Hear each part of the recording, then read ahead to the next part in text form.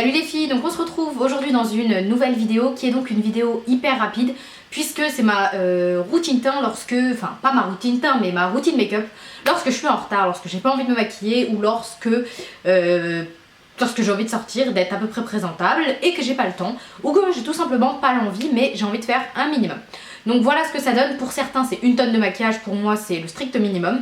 Chacun a sa conception assez différente du maquillage qu'on applique sur son visage. Voilà. Donc j'ai utilisé quelques nouveaux produits, dont le nouveau fond de teint de chez Yves Rocher qui est en espèce de cushion, vous savez, comme celui qui a créé Lancôme, Kiko, MAC, etc. Je voulais vraiment tester ce genre de fond de teint et c'est le cas. Donc c'est un fond de teint à petit prix et qui est top. Et comme illuminateur, donc j'ai utilisé le Wonder Cushion de chez Sephora et sincèrement appliqué au doigt il est top, appliqué avec la mousse il est un peu moins top. Donc voilà, donc voilà, je vous laisse avec ma routine teint en 5 minutes. J'espère qu'elle vous plaira. N'hésitez surtout pas à me laisser donc en barre de commentaires, des commentaires, votre avis, etc. Et surtout, n'hésitez surtout pas avant de partir à vous abonner, puisque j'ai constaté que beaucoup de personnes regardaient mes vidéos mais ne s'abonnaient pas. Donc abonnez-vous, pour faire plaisir.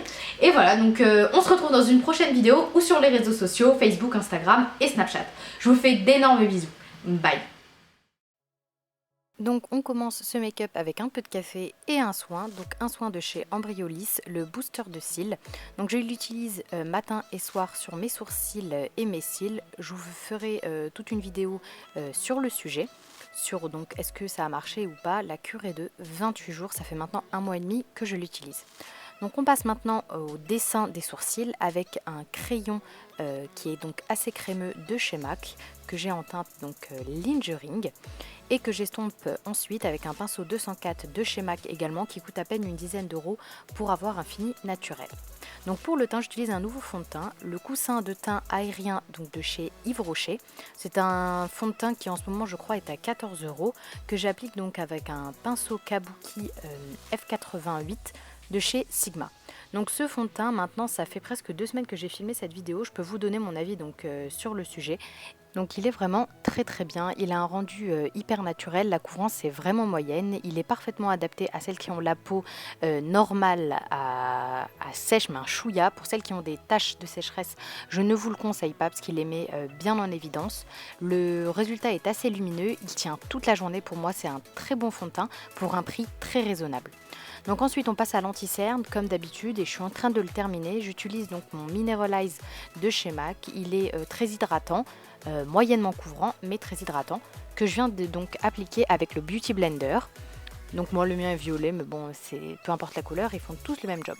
Donc ensuite je passe à la poudre que j'applique donc sur l'ensemble de mon visage pour faire tenir le make-up plus longtemps et enlever donc cet effet mouillé.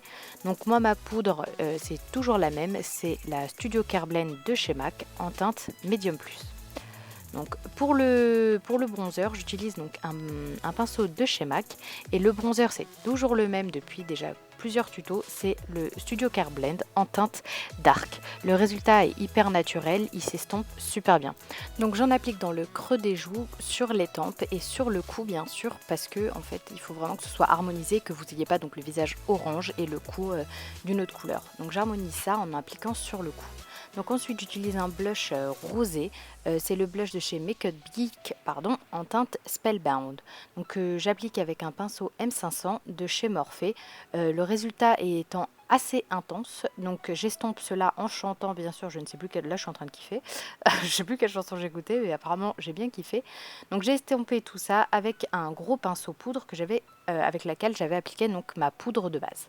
Donc ensuite on passe à un nouvel illuminateur, un illuminateur crème de chez Sephora, le Wonderful Cushion, illuminateur pour visage que j'applique donc sur les points supérieurs de mes joues, en dessous du sourcil et dans le creux interne. Donc c'est un très très bon illuminateur pour le prix.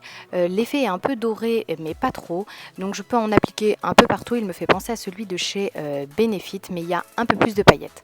Donc pour les yeux aujourd'hui ça va être vraiment très très simple. On va simplement redessiner le creux avec un pinceau estompeur de chez MAC. Donc ensuite, je recourbe mes sourcils. Pour moi, c'est nécessaire pour vraiment agrandir le regard. C'est vraiment une étape qui prend quelques secondes, mais c'est vraiment nécessaire pour avoir un joli regard. Donc ensuite, je prends ce mascara de chez L'Oréal. Donc je vous l'avais déjà présenté dans mes favoris, il est vraiment génial. Je l'applique sur les cils supérieurs et ensuite j'applique donc le Féline sur les cils inférieurs en regardant en bas pour être sûr de ne pas tacher le dessous. Sauf que là j'en ai mis un peu, donc j'enlève ça avec un pinceau assez dur de chez Sigma. Vous pouvez utiliser n'importe lequel, bien sûr. Donc on passe aux lèvres avec un crayon à lèvres de chez MAC en teinte Sort. Et voilà, ce make-up en 5 minutes est terminé. J'espère qu'il vous a plu. N'hésitez surtout pas à vous abonner, à partager et à liker. Je vous fais d'énormes bisous.